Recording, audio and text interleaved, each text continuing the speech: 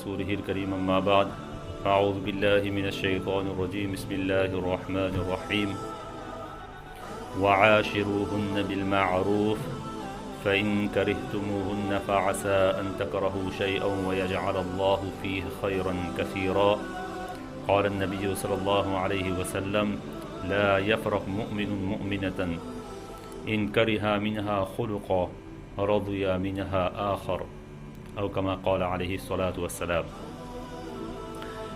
Nous allons parler aujourd'hui d'un thème qui est très important. Dernièrement est paru dans le journal un article qui disait que 2 mariages sur 2 se terminent par un divorce. Et bien, cet article-là m'a interpellé et je me suis dit que pour parer ou encore pour prévenir ce genre de danger, eh bien l'islam nous propose de quelque chose de merveilleux.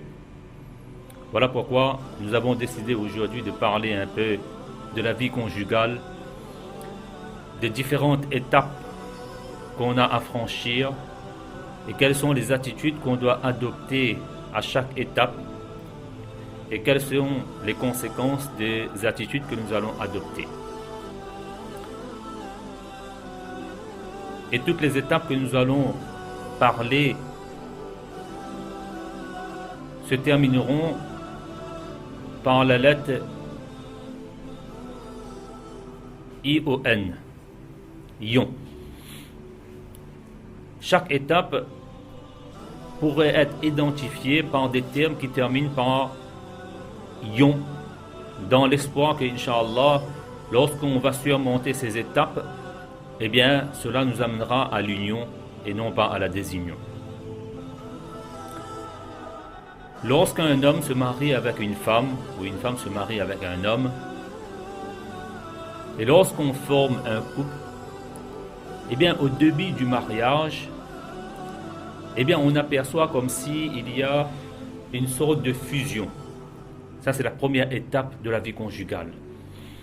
Au début du mariage, on constate, on remarque que le couple vit une certaine aventure de fusion de l'âme, du cœur, des corps, des sentiments, etc. Au début du mariage, eh bien, on s'aime parfois passionnément, à la folie, à l'aveugle, à l'aveuglette comme on dit. Il y a un dicton qui dit dans ce sens que l'amour rend aveugle et le mariage rend voyant. C'est un peu vrai. Et on aime au début, parce qu'au début du mariage, donc il y a la célébration du mariage qui est une aventure ou encore un événement heureux.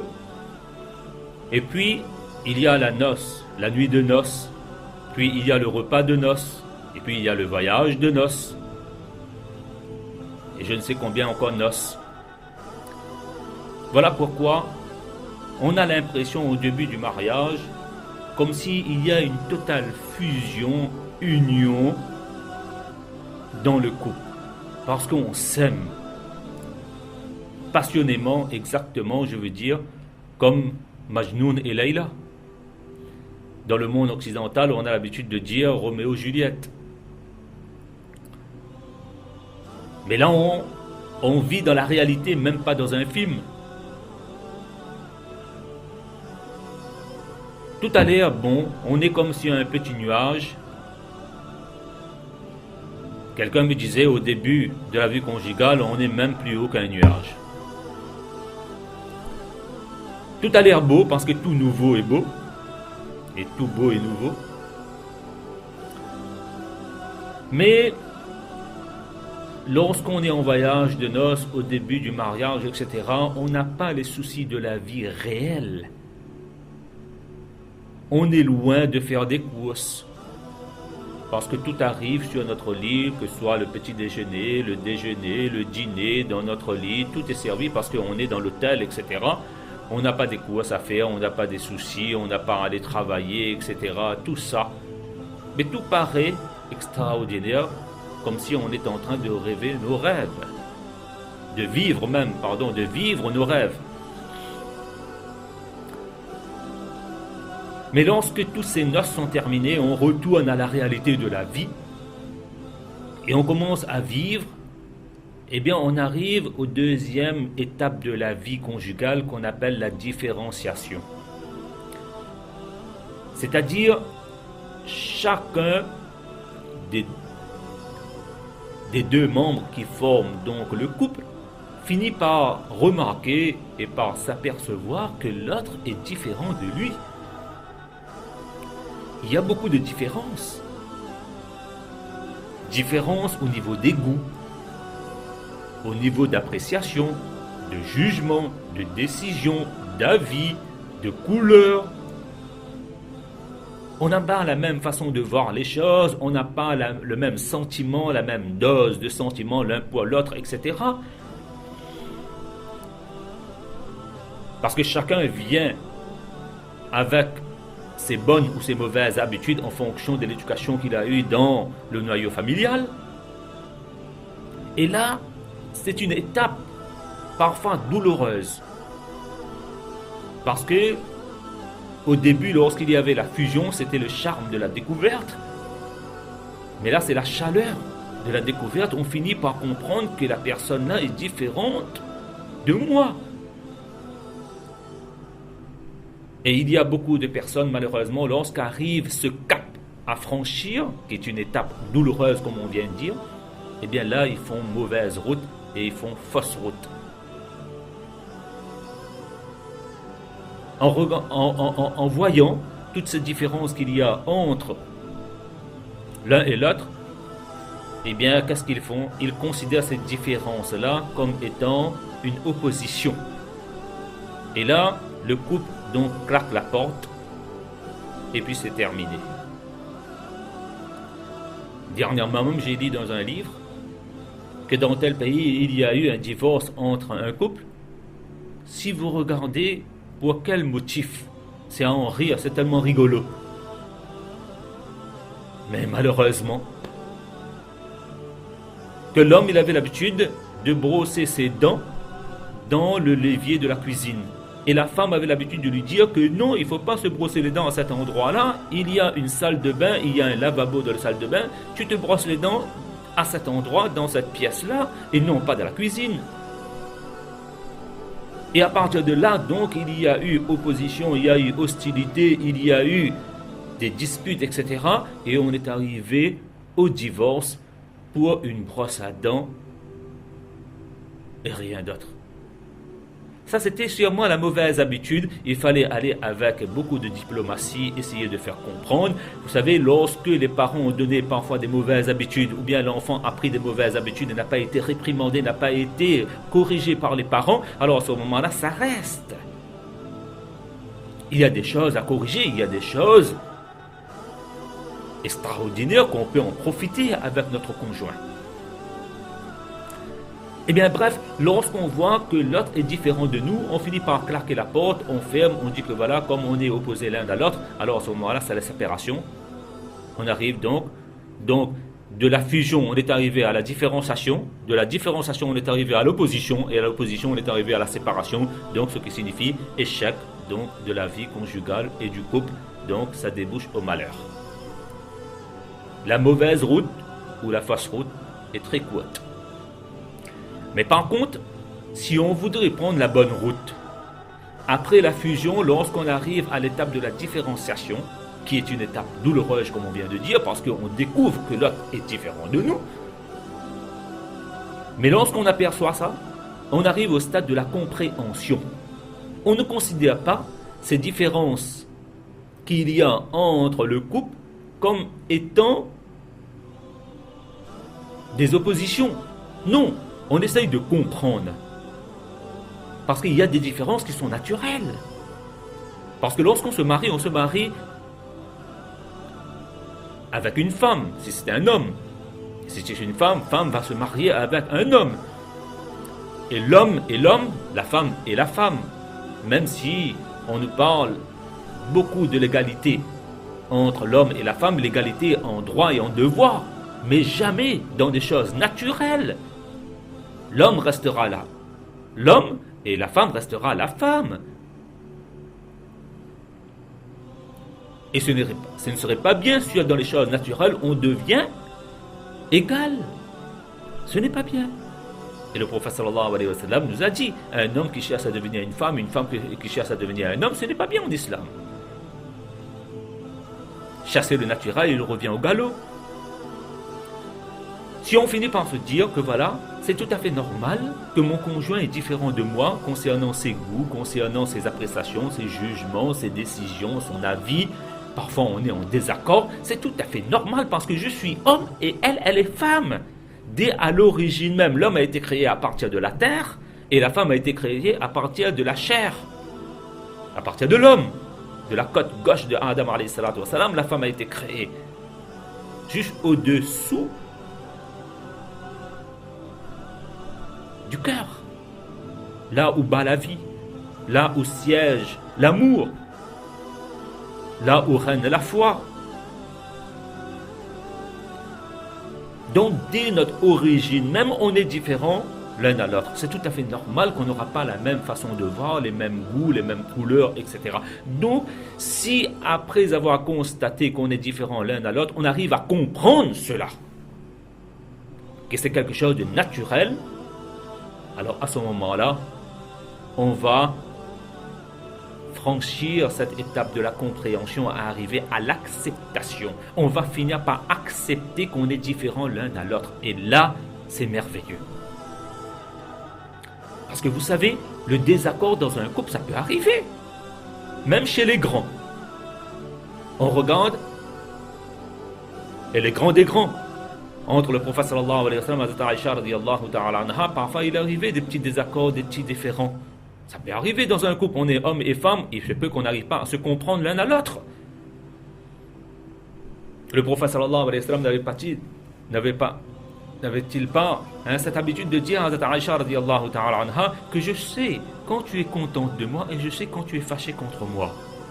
Et Hazrat Aïcha de lui demander l'explication. Comment tu peux détecter ça?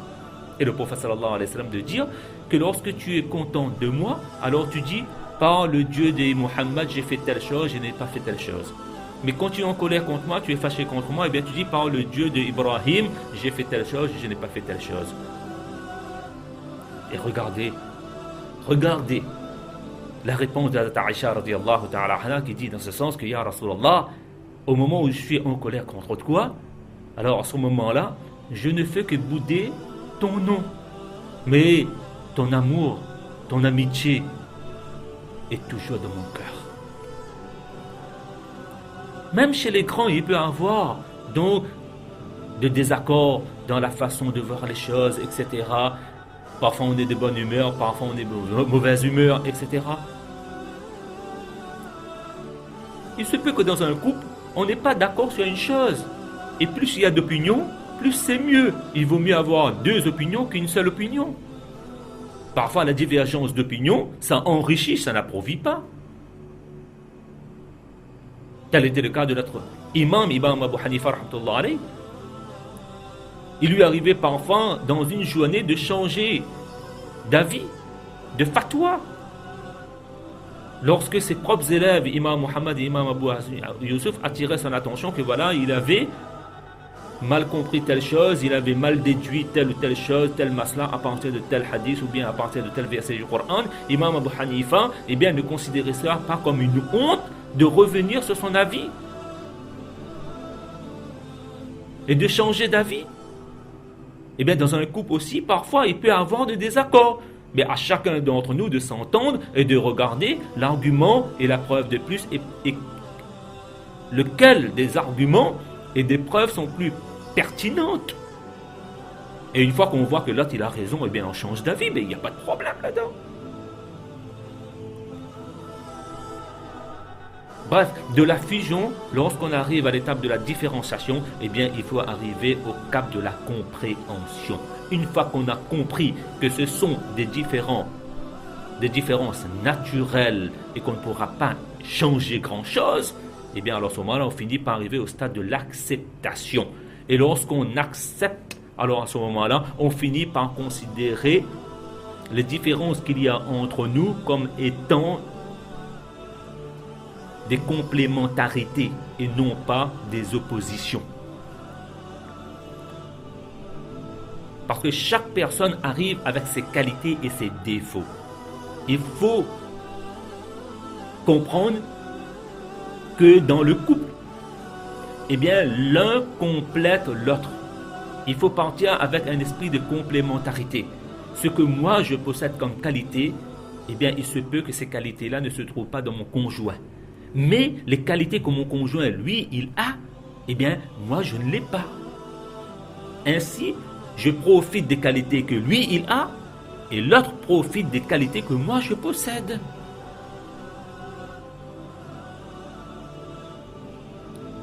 Lorsqu'on arrive au stade de l'acceptation, eh bien, alors à ce moment-là, on arrivera à l'harmonisation entre le couple. On ne regardera plus seulement les défauts, on regardera les qualités des autres.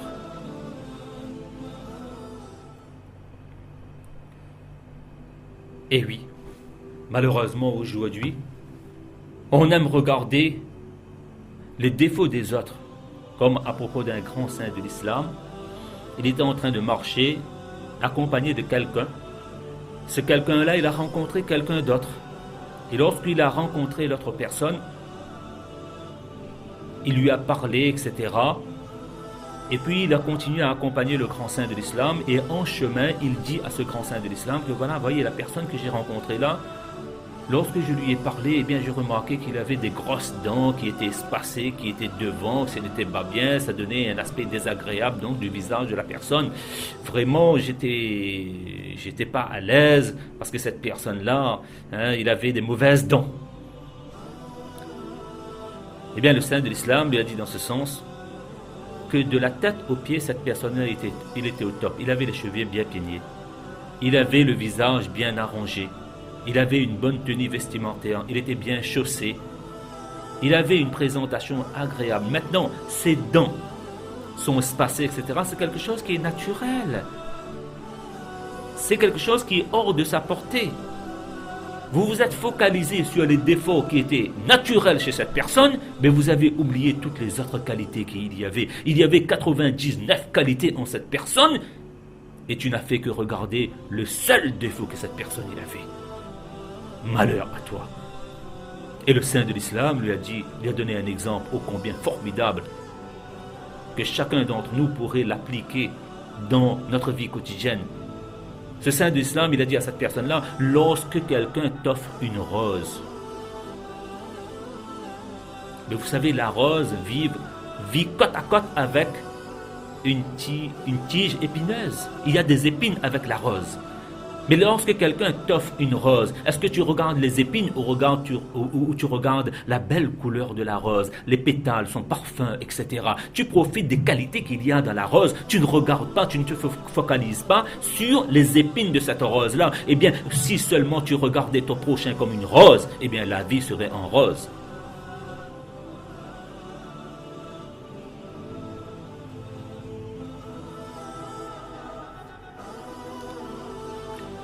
Et pour qu'il y ait donc cette harmonisation entre le couple, eh bien, il faut surtout fermer les yeux sur les défauts et ouvrir les yeux grands concernant les qualités de notre prochain.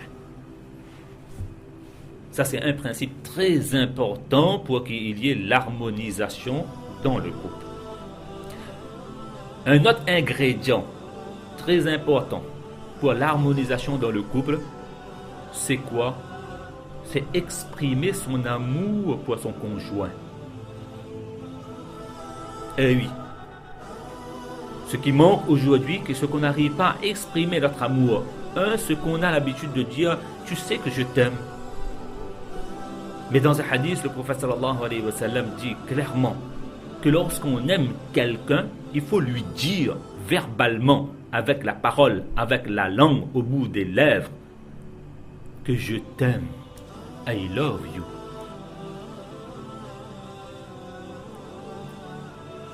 Et ça, c'est pas une éthique occidentale, c'est l'éthique prophétique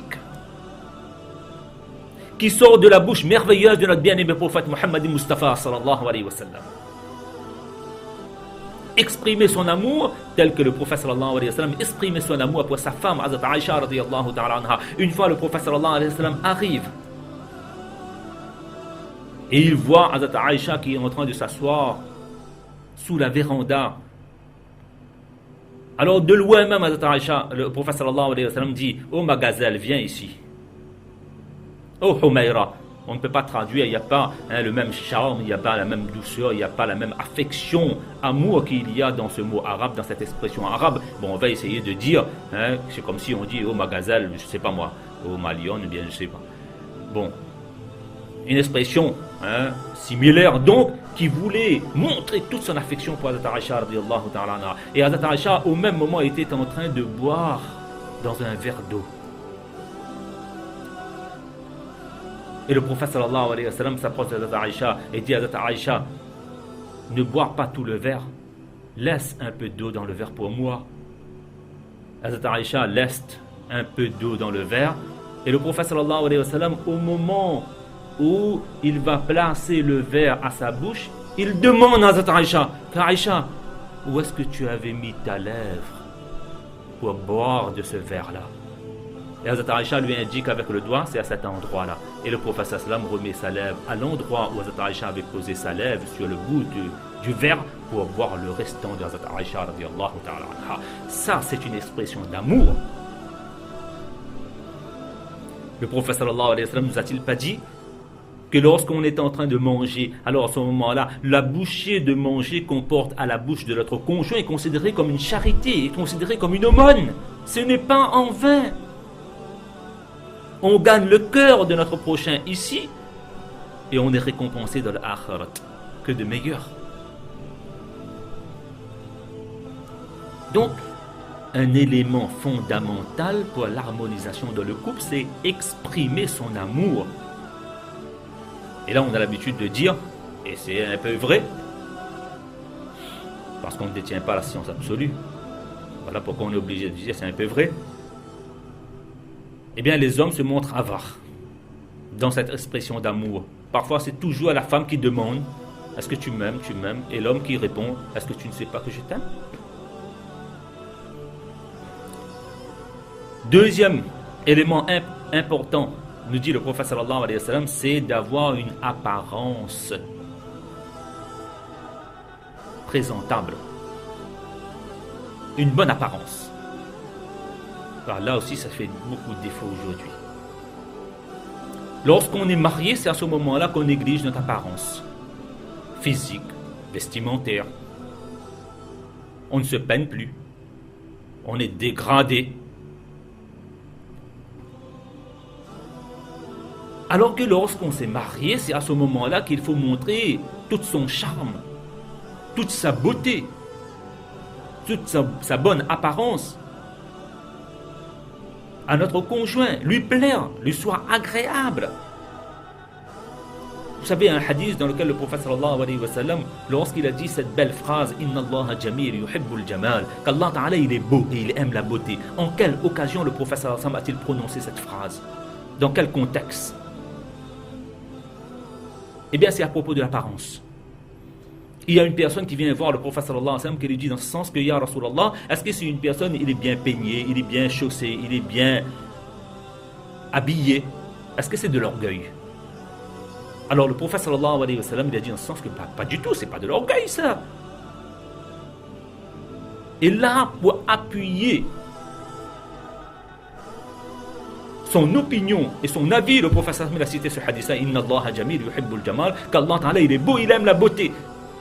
De quelle beauté Allah Ta'ala nous parle dans ce hadith-là? D'après le contexte, il n'y a pas deux avis. C'est de la tenue vestimentaire, c'est de la bonne apparence.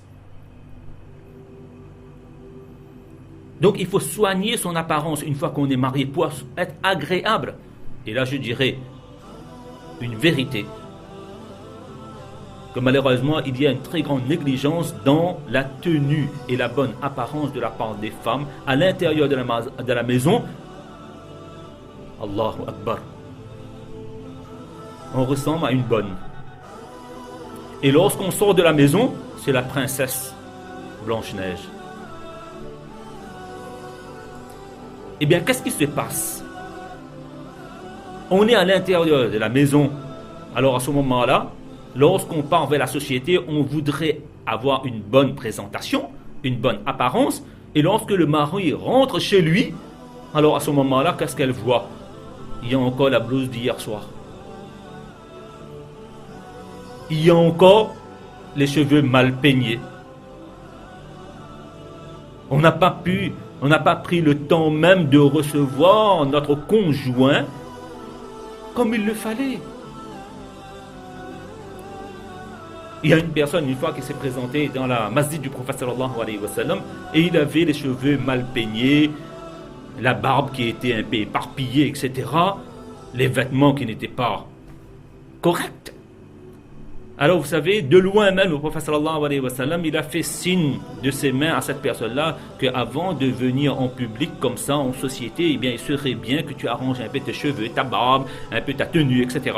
Cette personne-là, il a compris le geste du prophète sallallahu alayhi wa sallam, il est retourné chez lui, il a soigné son apparence et puis il est revenu.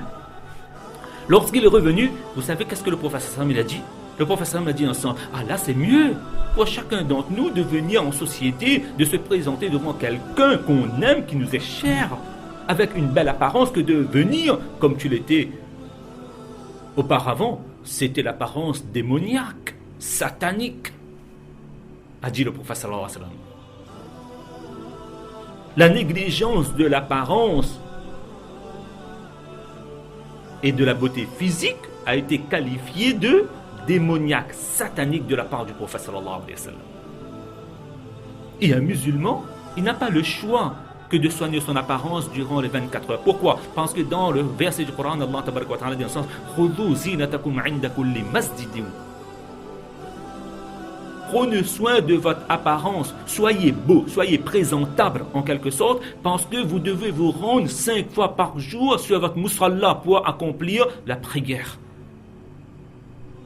5 fois par jour, vous devez vous rendre dans la cour d'Allah.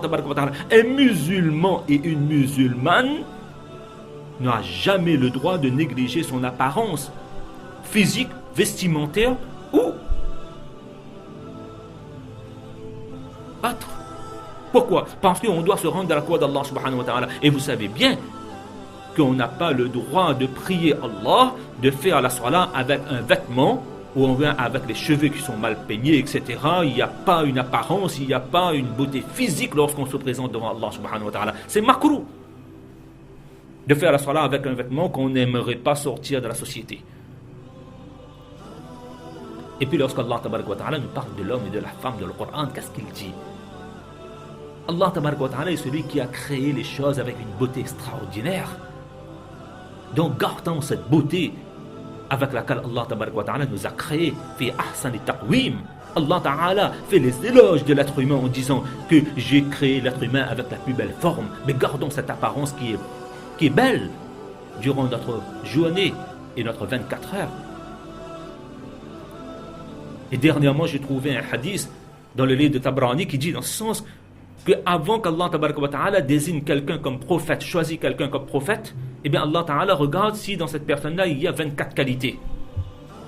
Donc en un mot, pour devenir prophète dans la cour d'Allah, il faut avoir 24 qualités indispensables. Et parmi ces 24 qualités, on trouve dans ce hadith-là que si la personne, eh bien, il prend soin de son apparence.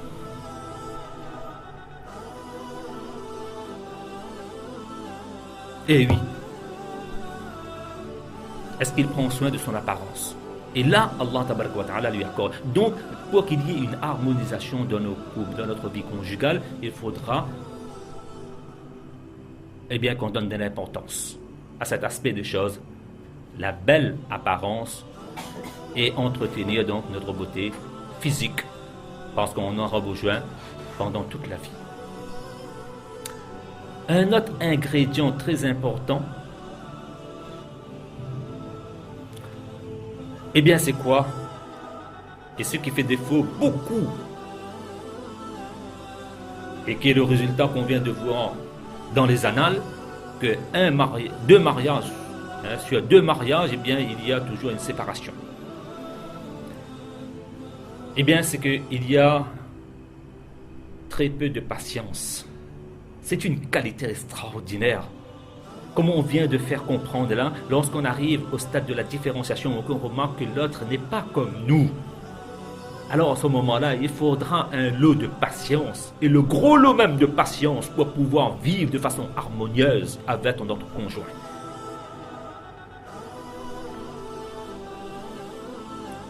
Lorsqu'on part consulter un médecin, alors à ce moment-là, on a l'habitude de dire ceux qui attendent leur tour sont considérés comme des patients.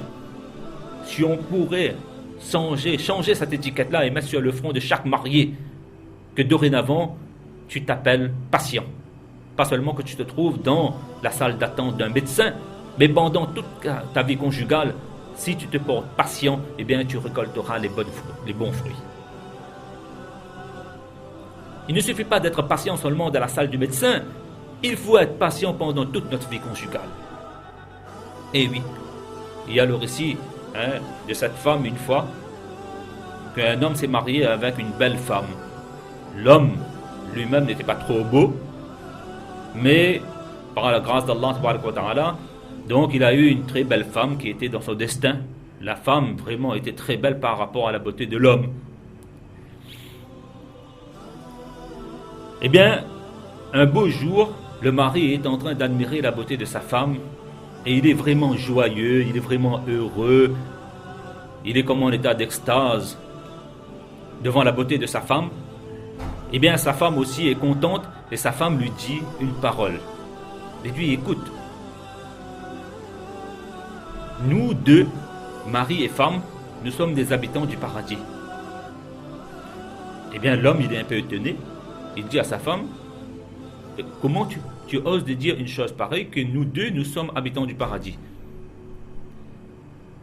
Alors la femme lui donne l'explication suivante. La femme lui dit dans ce sens, lorsqu'on s'est mariés, alors à ce moment-là, j'ai vu que tu étais moins beau que moi. Allah tabaraka wa ta'ala m'a accordé une beauté physique dont tu n'as pas toi. Eh bien, toi, tu remercies Allah subhanahu wa ta'ala à chaque fois que tu me vois, parce que tu as eu une belle femme dans sa vie.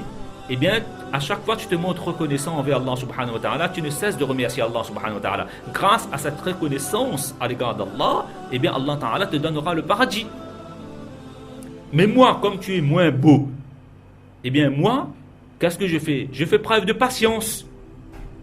Et à force de faire preuve de patience, eh bien Allah ta'ala, il a promis aussi le paradis à ceux qui font preuve de patience.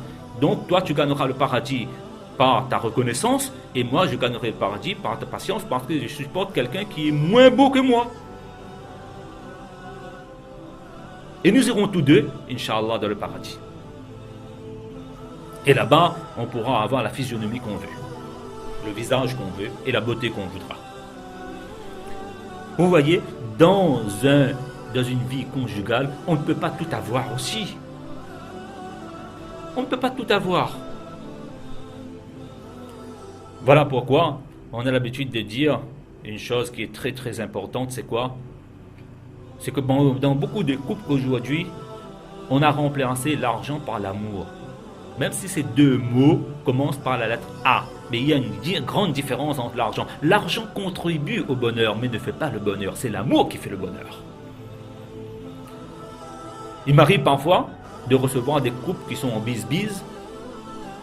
Et lorsque la femme se plaint, donc de l'absence du mari, etc., eh bien, le mari il a toujours l'habitude de lancer ça vers la femme, que voilà, ben, je vais te donner assez d'argent, tous les mois je te donne mon argent de poche, je te donne une voiture, tu es dans une belle maison, tu as une belle fauteuil, tu as un lit confortable, tu as une belle télé, tu as tout ça, bijoux, et je sais combien de bijoux. Et de l'autre côté, la femme est en train de le reprocher que voilà, tu me donnes assez d'argent, mais ce qui me manque, c'est l'amour. Et le mari, il insiste, comme si pour lui l'argent c'est l'amour. C'est une preuve d'amour, mais ce n'est pas l'amour lui-même. Donc dans un couple, autant il faut de l'argent parce que l'argent est un moyen de subsistance. Mais il faudrait exprimer cet amour. Donc, une chose qu'il faut bien retenir, l'argent ne peut pas remplacer l'amour. Deuxième chose dans la vie conjugale, les bijoux ne pourront pas remplacer les bisous.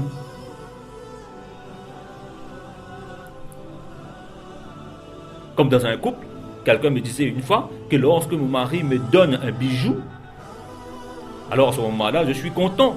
Mais dans chaque maillon du bijou, je vois l'infidélité de mon mari. Le visage des maîtresses. Est-ce un bijou là ou bien un bijou empoisonné?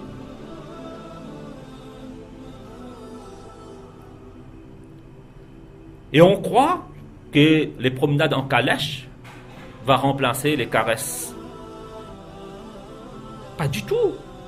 Il est bon d'aller faire un peu de randonnée ici à La Réunion, comme je vous l'ai déjà dit. Ici à La Réunion, alhamdulillah, il y a des beaux endroits où on fait des randonnées avec notre conjoint, avec nos enfants, etc. Ce sont des moments intenses, de bonheur extraordinaire, unique, qui méritent qu'on les garde en mémoire. Des promenades, d'accord. La calèche, d'accord. Mais la caresse, aussi important. Parfois, on reproche aujourd'hui l'absence. Il n'y a pas assez de présence du conjoint. On est complètement absent et des absences répétées. Et il y a une autre chose que je voudrais dire qui n'est pas remplaçable, c'est quoi? C'est qu'on donne seulement le dunya. On offre seulement du matériel à notre conjoint, croyant que cela va compenser tout ce qui lui manque. Vous savez, j'ai l'habitude de dire, le dunya ne pourra jamais remplacer le din d'Allah. Parce que le matériel va apporter la facilité dans le couple, mais ne pourra jamais apporter la tranquillité. Parce que la tranquillité, Allah Ta'ala l'a mis uniquement dans son din, dans sa religion.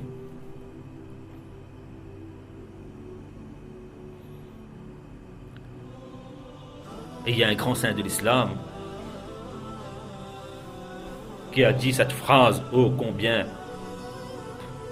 extraordinaire, qui mérite que chaque couple affiche ce pancarte-là à un endroit stratégique de la maison.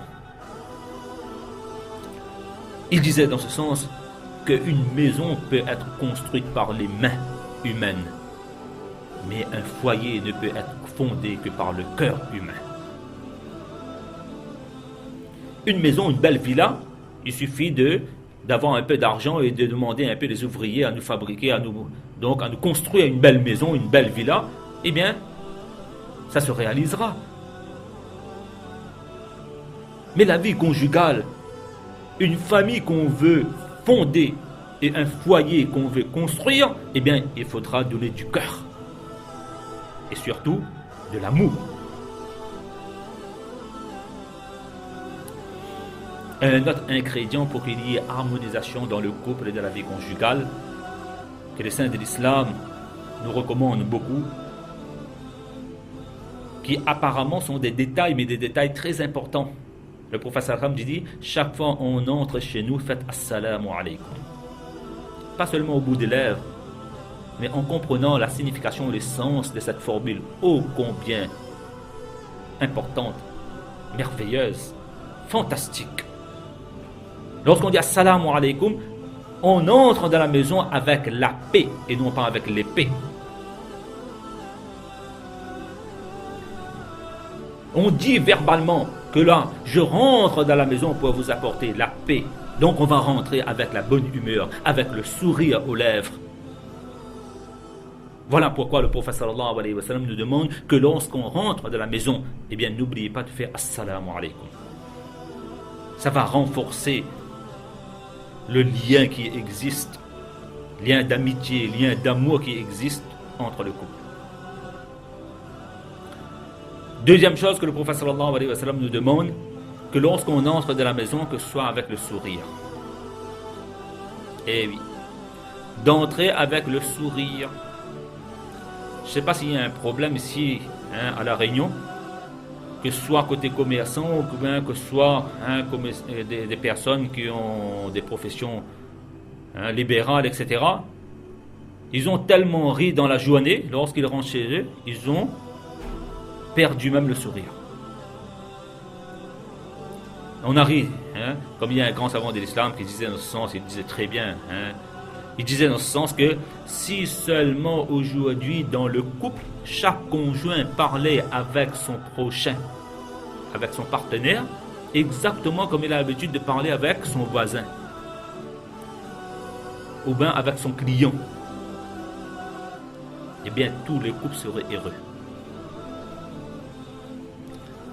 Dans le magasin ou bien dans notre bureau, lorsqu'il y a quelqu'un qui entre, alors à ce moment-là, avant même qu'il entre, on a déjà pris l'élan pour sourire. Lorsqu'on parle avec notre voisin, lorsqu'on parle avec donc notre ami, etc., et notre copain, alors à ce moment-là, large sourire. Eh bien, ce savant de l'islam dit dans ce sens, et il disait bien. Un autre ingrédient très important, nous dit le prophète sallallahu alayhi wa sallam, donc c'est le sourire en entrant dans la maison. Comme il y a quelqu'un une fois qui est venu voir un grand saint de l'islam, lui disant que voilà, moi, lorsque je rentre dans la maison là, alors à ce moment-là, il n'y a plus de bruit. La femme quoi dans sa chambre, les enfants sous la table. Il n'y a plus rien qui bouge dans la maison.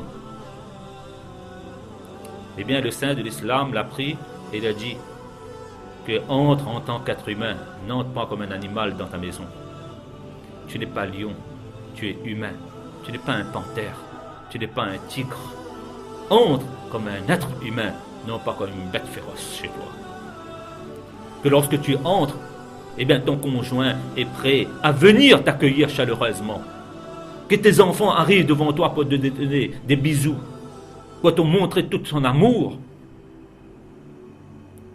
Entre, comme le prophète sallallahu alayhi wa sallam, il avait l'habitude d'entrer, que lorsque le prophète sallallahu alayhi wa sallam entrait chez lui, tout le monde était joyeux.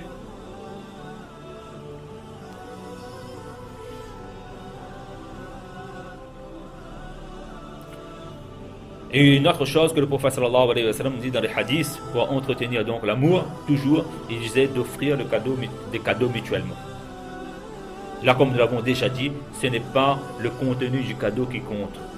Ce n'est pas le contenu de ce qu'on a donné qui compte, c'est le geste. C'est le geste qui compte en islam.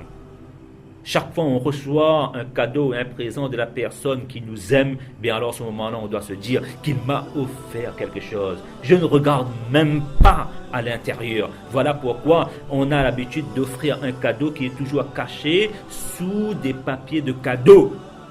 Pour nous faire comprendre, c'est pas le contenu qui compte, c'est déjà le geste qui compte. On n'a pas encore vu le cadeau, mais on remercie quand même la personne pour le geste qu'il a fait.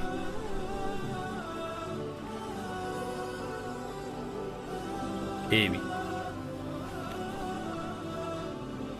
Et malheureusement, dans beaucoup de cas, lorsqu'on ne tire pas profit des qualités qu'il y a dans notre partenaire et dans notre conjoint, eh bien on finit par regretter la personne une fois qu'il a quitté ce monde. On connaît la valeur de la personne avec qui on a vécu qu'après sa mort. Mais là, ce sera trop tard. Combien de fois on a entendu de la bouche des gens que après la mort, j'avais telle femme. Le prophète sallallahu alayhi wa sallam lui-même, il lui arrivait de parler après la mort d'Hazrat Khadija radiyallahu ta'ala, parce que le prophète sallallahu alayhi wa sallam est resté monogame pendant 25 années de sa vie. Il y avait une seule femme, Hazrat Khadija radiyallahu ta'ala anha. Et lorsqu'il s'était marié avec Hazrat Aïcha, il parlait tellement de Hazrat Khadija, qu'Hazrat Khadija était comme ça, était comme ci, etc. Jusqu'à Hazrat Aïcha disait que parmi les épouses du prophète sallallahu alayhi wa sallam, j'étais plus jalouse de Hazrat Khadija. Parce que le prophète sallallahu alayhi wa sallam, parfois il lui arrivait d'égorger un animal et de partager la viande même parmi les amis de Hazrat Khadija. Et il avait l'habitude de dire qu'Hazrat Khadija était ça. Jusqu'à une fois, Hazrat Aïcha lui a reproché que quoi tu es en train encore de parler de ces vieilles femmes de Quraysh là et qui sont déjà mortes. Et Allah Ta'ala t'a donné des femmes beaucoup meilleures. Moi, je suis jeune, je suis belle, etc. Tu penses encore assez? Et le prophète sallam de dit, tu ne connais pas Aïcha. Khadija était comme ça. C'est avec elle que j'ai eu des enfants, etc. Vous voyez, c'est après la mort. Voilà pourquoi dans le verset du Coran qu'on vient de lire devant vous là, Allah Tabaraka wa Ta'ala dit en ce sens, وَعَاشِرُوهُنَّ بِالْمَعْرُوفِ. vivez convenablement, correctement avec votre conjoint. Parce qu'il se peut, il se peut que vous détestez un défaut chez votre conjoint.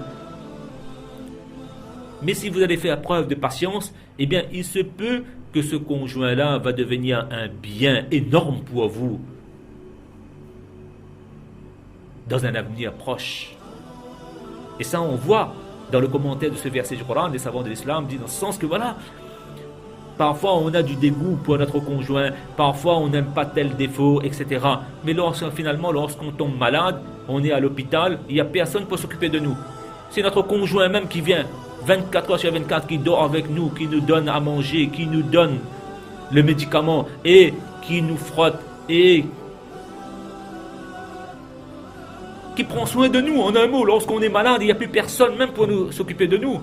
Et là, à ce moment-là, on dit, ah, là, on comprend la valeur de ce conjoint-là. C'est dans ce sens que le prophète, qu'Allah tabaraka wa ta'ala nous dit dans le Coran. Et c'est dans ce sens-là même que le prophète sallallahu alayhi wa sallam résume dans un hadith sur tout ce qu'on vient de dire là, que la yafraq mu'minun mu'minatan in kariha minha khuluqan radiya minha akhar. Ah, ça c'est le prophète d'Allah. En un mot, il a tout dit ce qu'on a dit pendant 1 heure de temps. Le prophète sallallahu alayhi wa sallam dit dans un hadith qu'un croyant ne déteste pas, n'a pas de la répulsion, de l'aversion à l'égard d'une croyante, plus particulièrement son épouse. Pourquoi? In kariha minha khuluqa. Parce que si il déteste un trait de caractère, un comportement chez son partenaire, eh bien, radiya minha akhar, il trouvera toujours une qualité qui lui plaît chez son partenaire. En un mot, le prophète sallallahu alayhi wa sallam veut le faire comprendre, dans la vie conjugale, ne soyons pas ces moucherons verts ou bleus qui ne cherchent que les excréments tout à long de journée. Mais devenons les abeilles qui bitument les fleurs, qui sentent le parfum de ces fleurs-là et qui passent leur temps dans les jardins. Eh bien, dans la vie conjugale, regardons les qualités qu'il y a. Parce que lorsqu'on se marie, on se marie avec un être humain. Et un être humain, il vient avec ses qualités et ses défauts. Et c'est un art que chacun d'entre nous doit apprendre. Parfois apprendre à apprendre comment profiter et tirer profit des qualités de la personne avec qui on s'est uni pour le meilleur comme pour le pire.